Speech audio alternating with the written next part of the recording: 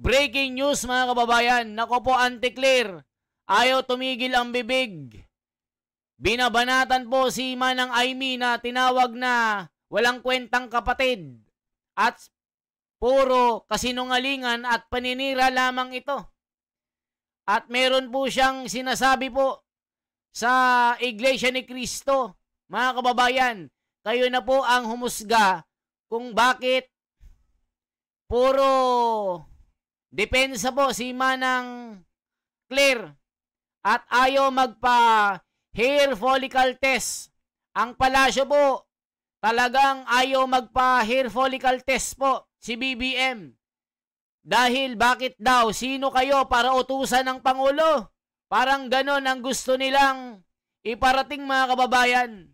Nako po, mas kilala pa ni Auntie Claire itong si BBM kaysa po kay Manang Aimee na mula pagka-baby, kilala na po ni Manang Aimee Marcos. So ngayon mga kababayan, talagang puro pag-aangat, puro pagtatanggol itong si Auntie Claire. Pero hindi niya masagot ang hair follicle test na talagang mas kilala talaga niya si BBM kaysa kay Manang Aimee. Mga kababayan, eto siya. Talagang nagawa lang daw ni Manang Aimee ito para iligtas ang mga Duterte.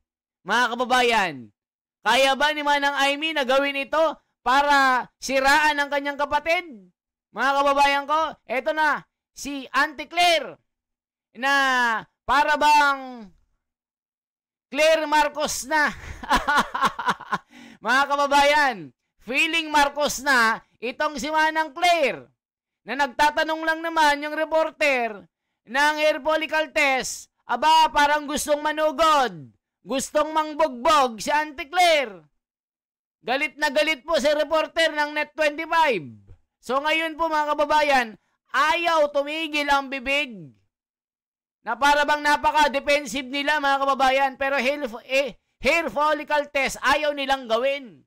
Sino daw kayo para utusan ng Pangulo? Nako po, eto na. Yes, good morning Joel, good morning Weng, good morning sa lahat na nanonood sa inyong programa. Good morning. Ma'am, may dadagdag ba ang palasyo doon sa naging sagot na po ninyo, doon sa naging paratang po ng presidential sister na si Senator Aimee Marcos kay doon sa ating first couple? Meron pa bang idadagdag ang palasyo po doon sa sagot ninyo kagabi? Wala na po, ako na lang magdadagdag. Trabaho ko namang mag-counter ng fake. Sige po, marami mo nagsasabi, baka pwede magkaroon tayo ng updated na drug test. Result ng ating presidente. Ano ba ang sagot ng Palasyo ng Malacanang po dyan? Hindi kailangan utusan ng Pangulo. Mm-hmm. Alam na natin kung ano ba naging resulta nito. So hindi na ho kailangan ng updated, ma'am? Kitang-kita niyo naman po sa itsura ng Pangulo. Kung paano mag-isip, paano magtrabaho, paano magkomando. Sino po ba yung nag-aasal addict ngayon? Sino po? Sino ba sa tingin niyo? Hindi naman nagme-melda ng Pangulo. Mm-hmm. Hindi naman nagmumura yung Pangulo. Hindi naman nagbabanta ng buhay ang Pangulo. Napaka-disente kung tignan. Every time na magsasalita, every time na magbibitaw ng kanya mga sinasabi, disente. So, sino ba ngayon na nag-aasal addict? Mm-hmm. Pero ma'am, ito ay, sabi nga ng iba, mabigat ito na dagok sa presidente considering na sabi nga nila politically, ang tama nito sa Pangulo ay yung tiwala. Baka po mabahiran ng duda ang Pangulo at mapakakapekto ito sa pangkalahatang pamumuno po niya. Kung kayong tatanungin, Yusek, paano po ninyo... Go ahead, ma'am. Yung sinabi ni Senator Aimee, mapapahiran ng Pangulo, ang tiwala ng Pangulo. Matagal ng issue ang patungkol dito sa di umanong paggamit ng pinagbabawal na gamot. Maisog rally pa to first, maisog rally. Teka lang, Auntie Claire, ba't sinabi mo na sino kayo para utusan ng Pangulo? Auntie Claire, kailangan po yan para matapos na yung issue. Anong sino ka para utusan ng Pangulo? Hoy, Auntie Claire, kailangan po ng mga Pilipino ng transparency and accountability. para matapos na yung issue na yan.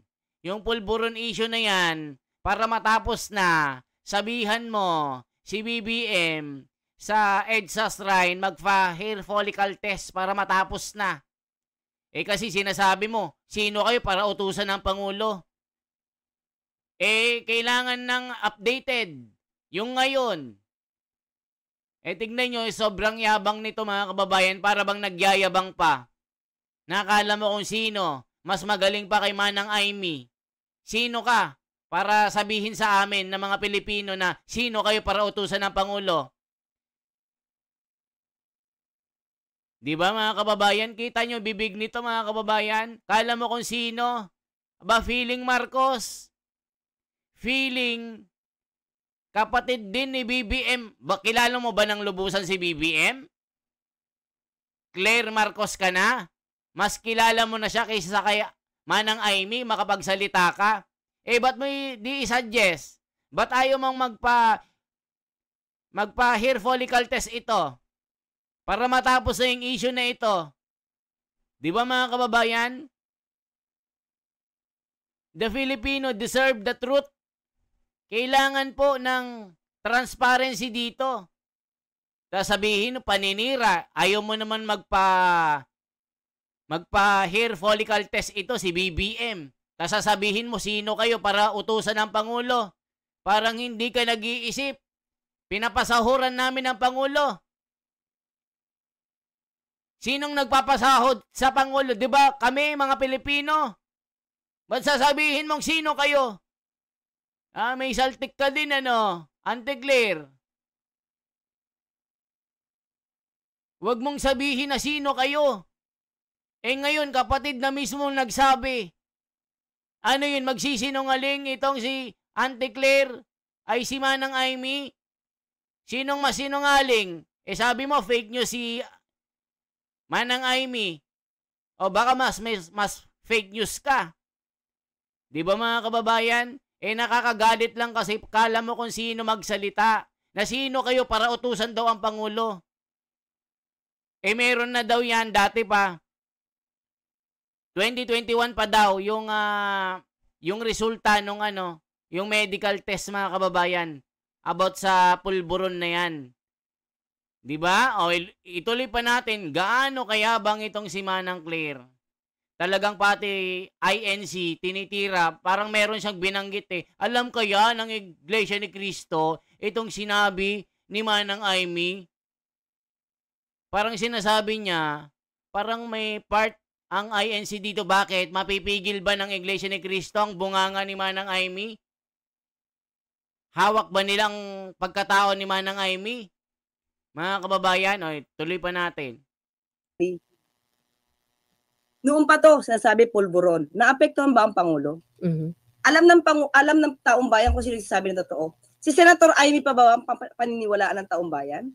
Si Senator Aimee pa ba na mukhang may agenda patungkol sa kanya mga kaalyado at kaibigan? Mm-hmm. Si Senator Aimee pa ba na miyembro ng Team Itim? Ang dapat paniwalaan ng taong bayan? Tandaan natin, Joel and Weng, ang nagpaumpisa ng investigasyon na to para masugpo, mahinto, mawala ang korupsyon dito sa Pilipinas ay ang Pangulong Marcos Jr. na hindi sinimulan ng nakaraang administrasyon. So, bakit yung papahintuin? Teka lang mga kababayan, ang nagpasimula ng anti-corruption si Marcoleta. Dahil siya po ang nagsabi, pag makuha ko lang ang Blue Ribbon Committee, akong bahala sa inyo, lahat ng corrupt ipapakulong ko. Ba't si BBM sinasabihin mong nagpasimuno ng anti-corruption? Diba? Si Marcoleta ang nagpasimuno. O tas sasabihin mo anti-itim. Diba mga kababayan? Ginawa lang daw para isalba si Sara Duterte. Tignan nyo mga kababayan. Ang paninira ni Senator Aimee at sino mang mga kaalyado nila. Mga kababayan, naniniwala ba kayo na naninira lang si Manang Aimee sa kanyang kapatid? Kaya niyang itakwil para siraan ito? Mga kababayan? I doubt it mga kababayan. Baka gusto lang ni Manang Aimee na isalba ang kanilang pamilya dahil sirang-sira na. Para kahit isang Marcos lang ang maging mabuti. Dahil sa kanyang pagmamahal sa kanyang kapatid. Ito yung mga binanggit mahal kita kapatid ko. Sana Umuwi na tayo. Nagawa ko ito dahil sa pagmamahal sa'yo. Di ba mga kababayan, nakakaiyak po kagabi nung napanood ko yung video na parang naalala ko si PRRD, na tama pala si PRRD. Kung totoo ito, kung hindi man, sagutin nyo, hair follicle test na ito. Para matapos na yung issue na ito. Finish na. Ayaw nyo, ayaw ng palasyo mag-hair follicle test, di araw-arawin kayo ng mga Pilipino. Tapos lagi kayo pagtatakip. Diba? Tapos sasangkot ang kanyang pangalan. Inilahad ni Saldico, tapos sasabihin nyo, DDS si Saldico, samantalang nung nakaraan, pinagtatanggol nyo. Ngayon, hindi na, bumaliktad na. O, dinawit na yung magpinsan, sasabihin nyo, naninira na naman. Diyos ko Lord, ano na naman ang klaseng plano ito? Puro kayo pagtatakip, ayaw nyo namang sagutin. Ang paninirang ginagawa sa Pangulong Marcos Jr. para mawala sa pwesto, para mawala sa posisyon. Pag nawala ang Pangulo sa posisyon, ano mangyayari sa ginagawang pag-iimbestiga nito? Lalo-lalo na kung tatamaan ng kanilang mga kaalyado. O di ba mapapahinto? Pero Yusek, sa tingin po ninyo, ano yung motibo ni Senator Amy Marcos para gawin ito sa sarili po niyang kapatid? Matanggal sa pwesto. Ano pa ba? Para Iangat ang kanyang katim-itim. Yun lang naman yun eh. Sino po ba yung katim-itim niya? Sino ba yung nasa campaign ads nila na team-itim? Are you referring to the Vice President, ma'am? Kung sino man ang kasama niya sa team-itim, yun na yun. Okay. Ma'am, ano lang, kung alam nyo lang po, no? Pero ano naging reaksyon ni Presidente nung nalaman na ginawa ito ng kanyang sariling kapatid? Ang paninira ni Senator Amy, hindi nakagulat-gulat. Pero para magsabi siya ng kasinungalingang ganyan, sa INC Peace Rally pa, yun ang medyo kagulat-gulat. Dahil hindi naman yan yung agenda ng INC sa ating pagkakaalam. Pinagbigyan siya ng INC members, ng liderato ng INC na magsalita dyan sa stage na ang pangunahing agenda ng INC ay pigilan or kalabanin ang katiwalian. You don't deserve to settle, so play a game that won't either. O mga kababayan, naniniwala ba kayo kay Auntie Claire na nagsisinungaling lang itong si Manang Amy? Sinong mas kapanipaniwala, mga kababayan? Si Auntie Claire na sinasabihang fake news itong si Manang Amy? Mga kababayan ko, si Manang Amy na kasama ni BBM mula pagkabata, ngayon na isiniwalat ang matagal ng sekreto, sinasabihan na fake news ito, mga kababayan, na ginagawa lang niya para may salba ang kanyang sarili, para hindi siya masira sa politika. Mga kababayan ko, ito pa, talagang hindi tumitigil ang bibig ni Manang Claire na para ba siyang siya yung kapatid. Pero ayaw niyang magpa-hair follicle test. Sino kayo para utusan daw ang Pangulo? Diyos ko Lord. INC sa pinagsasabi mismo ni Senator Amy. So, hindi kaya nagulat ang INC sa pinagsasabi mismo ni Senator Amy? Baka pati INC nagulat sila eh. Di ba? Hindi naman hindi sila naka-align sa kagustuhan ng INC na pigil. Alam mo, totoo nagulat ang Iglesia ni Cristo dahil hindi inaasahan na ganun talaga ang sasabihin ni Manang Amy. Nagulat lahat. Kami lahat nagulat, ang buong mundo, buong Pilipinas, hanggang Amerika. Abot itong video na ito. Mga kababayan, nagulat talaga kami. Kasi nandun kami. Pigilan ang katiwalian. Ang ginagawa ni Senator Amy, pigilan ang kapatid. Hindi yan ang agenda ng INC sa ating pagkakaalam. Pero sa tingin niyo po, wala talaga alam ang INC dito? Doon sa kanyang sasabihin, bago pa siya, I'm sure meron itong baka naman nagkaroon ng briefing before sa mapagsalita. But sa tingin niyo, ma'am, talagang hindi ito alam ng INC? Hindi ko po masasabi. Tingin ko mas maganda po tanungin niyo yung INC dyan. Yes, ma'am. Kasi may... Mga kababayan, parang pinapalabas po nila na may kinalaman po ang Iglesia ni Cristo. Ano kinalaman? Kapatid ni Manang Amy itong si BBM. Ang ipinaalam lang nila, nagpaalam sila na pwede bang magsalita dito Anong kinalaman ng Iglesia ni Cristo dyan? Auntie Claire, mas kilala mo pa si BBM kaysa kay Manang Aimee na kanyang kapatid? Mula sinilang nakita na niya. Ikaw, isa ka lang vlogger na nagmamarunong na wala namang alam. Yan yung sinasabi ng mga komento. Mga kababayan, binabasa lang natin. Si Auntie Claire naman, ayaw magpa-hair follicle test. Takot na takot. Yan yung mga komento. Para matigil na, Auntie Claire, mag-hair follicle test na para finish na. Pero sasabihin niya, sino kayo para utusan ng Pangulo? O tignan mo anong klaseng sagot yan, abogado ka pa naman. May script siyang dala Exactly. So hindi ko po alam kung alam ng INC yung babasahin niyang script. Hindi ko po alam yan. So it's better po ang INC magsabi niyan. Okay. Ma'am, bilang abogado, may legal implication po ba ang ganitong klase ng paratang? Oo naman. Meron bang hakbang na gagawin ng palasyo? Ito yan Mas okay yan para mapush ang palasyo para magpa-hair follicle test. I-demanda nyo si Aimee Marcos para mapush kayo lalo na magpa-hair follicle test tong si BBM na inyo namang ayaw nyong magpa-hair follicle test. Tapos sasabihin mo, sino kayo para utusan ng Pangulo? Anong klaseng sagot yan, Auntie Claire? Pinapasahod si BBM ng mga Pilipino galing sa tax namin. Galing sa tax natin. Ikaw, pinapasahod ka namin galing sa tax namin. Tapos sasabihin mo, sino kayo para utusan ng Pangulo?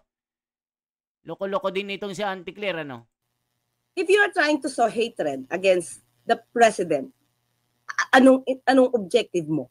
Sa taong bayan, patanggal ang Pangulo sa pwesto? Kahit anong paninira, kasi sinabi niya is para magalit ang taong bayan sa Pangulo. Alam mo, isa to wait lang mga kababayan Alam nyo, sa personal na opinion ko, nagawa lang ito ni Manang Aimee sa kanyang pagmamahal sa kanyang kapatid. Mga kababayan, sa tingin nyo magagawa niyang siraan ang kanyang kapatid at ipahiya ang kanyang pamilya na banatan si Sandro Marcos, isama si Lisa Marcos dito na kasama din daw sa allegedly na may bisyo? O mga kababayan, i-comment nyo. Sa tingin nyo, nagsisinungaling si Manang Aimee? Ang parte to ng destabilization. Kahit sabihin natin hindi niya sinasabi na bumaba ka niya. Yun pa rin ang objective niya. Kaya wag siyang magdrama. Hindi kailangan ng drama sa politika. Trabaho. We have to work together. Ito ba'y hahayaan na lang ng palasyo? Hahayaan na lang po ng palasyo po ito. Let us see. Ma'am, sabi niyo kanina, libelous ito at it's a form of destabilization ito. Yung tanong ni Joel, will the palace take this sitting down? Parang dahil kapatid naman ng presidente at paulit-ulit niya itong ginagawa sa presidente na binabati ko siya, hayaan na lang. Pero sabi ni Yusek Claire, we shall see. We shall see. Yun, pinag-aaralan po ba? Nasa Pangulo po ang pagpapasya. I-demanda nyo para ma-push na hair follicle test. Siyempre, pag i-demanda nyo yan, si Manang Aimee, mapupush kayo magka-hair follicle test pero hindi nila kayang kasuhan ng kanyang kapatid kasi baka mamaya totoo talaga ito. Yung mga allegedly na mga bisyo ni BBM. Di ba mga kababayan? O sige, demanda nyo para magkaalamanan na. Para yung hair follicle test, mapush ang palasyo. Sa niyan. Wala po sa akin. Wala po. Okay. Sige ma'am, ito lang, yung pagbibitiw po at mga kapalit po ng ng mga members ng gabinete kagabi na nagbitiw, si Executive Secretary Bersamin, si Secretary Amina, Adrian Bersamin, yung Undersecretary po ng PLLO. Oo. Masusundan pa po ba ito? Meron pa bang susunod na May nagbigay na ba ng courtesy resignation ba yung binigay nila na tinanggap ni Presidente? Hindi po. Talaga pong nag-resign po sila at gusto po kasi nila kung ano man ang mangyayaring pag-iimbestiga, maging malaya po at hindi masabi na sila ay nasa position pa at nasa under the office of the President pa. Kaya minabuti po nila. Sila po mismo nagdesisyon at hinayaan po ito ng Pangulo para po mapagbigyan din yung kagustuhan nila. Dahil baka sabihin, kung merong pag-iimbestiga, sasabihin, ay, nandiyan ka na naman sa posisyon, kayang-kaya mo yan. So yun po din na yung ayaw nila na maibahid sa ating Pangulo. Kaya po, tinanggap na rin po ng Pangulo ang resignation. Para lang malinaw, ma'am, walang kumausap sa kanila na mag-resign, walang nag-pressure sa kanila at para masabihin na baka makakadagdag pa sa pabigat sa presidente. Kusang loob ang kanilang pagbibitiw. Kusang loob po kasi may tiwala naman po ang Pangulo sa kanila. At ang hindi naman naniniwala ang Pangulo sa mga katahakatang isip or rather katahakatang kwento nitong si Saldico. So, pero yung si Secretary Mina na po saka si ES Lucas Bersamin ang nag-decide po. Kaya po, sige po, pagbigyan. At yung tiwala sa kanila ay hindi naman po nawawala. Kasunod po nito ay maiimbestigahan din yung dalawa. Hindi po natin alam. Kasi ano po bang pagbabasihan? Yung video? Yung maleta na may tag price? Depende na po yan sa ICI. Depende po. Kung gusto niya po magsampa ng kaso sa ICI, go ahead. Okay, pero para magkaroon ng tamang pag-iimbestiga. Pero kung kusang loob na gawin ng ICI yung investigasyon dahil nabanggit sila, okay lang yan sa palasyo. Okay lang po. Wala naman pong pipigilan ng palasyo. Okay, at so free hand. Tingin ko po ay handa naman po si Secretary Mina at saka si ES Lucas Bersamin pagdating po dyan. Opo. May susunod pa po ba? Wala pa po tayong nadidinig. Wala pa po tayong nalalaman kung ano man po ang update patungkol. Kasi mga kababayan, baka siya na susunod. Sisibakin na rin ito. Mga kababayan, masisibak na rin ito sa susunod. Tignan, abangan nyo po. Parang ano to, mami, parang reminiscent ang nangyari before sa GMA administration na nagbitaw yung mga gabinete. Gusto lang natin i-disabuse yung isip ng mga nag-iisip na ganito na baka maulit yung ganon, Yusek Castro, na merong parang disgruntled yung mga member ng gabinete. So walang ganong kaso ngayon. Para lang linawin natin yan, Yusek. Okay. Kasi ang nagbitaw, ang voluntary nag-resign, ay idinadawit. Although tiwala ang Pangulo sa kanila, merong inisyu sa kanila. Sa panahon naman ni GMA, umalis lang dahil ang idinadawit ay yung Pangulo mismo. So para magkaiba, di ba? Iba yung sitwasyon. So yan mga kababayan, ano masasabi nyo dito kay Auntie Claire na talagang tinawag na sinungaling si Manang Amy? Feeling close talaga, feeling Marcos na rin ito. Mga kababayan, na parang pinapalabas niya may kinalaman ng Iglesia ni Cristo dito sa mga pahayag ni Manang Amy. Yun yung interpretation ko ha. Mga kababayan ha, yun yung opinion ko lang. Kayo naman po, mga kababayan, anong masasabi nyo kay Auntie Claire na todo deny pero ayaw magpa-hair follicle test? Pati yung reporter, pinagalitan niya si TJ Mendoza ng Net25. Na tinanong pa kung anong network mo. Net25 po. Aba, sabi niya paulit-ulit, parang Eden Santos.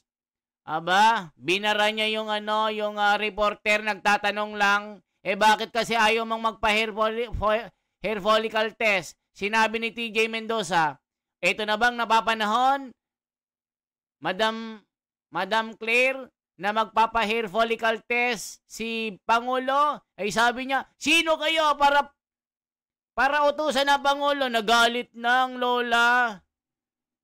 Mga kababayan, pero todo tanggi. Para matapos ang issue, hair follicle test na kasi.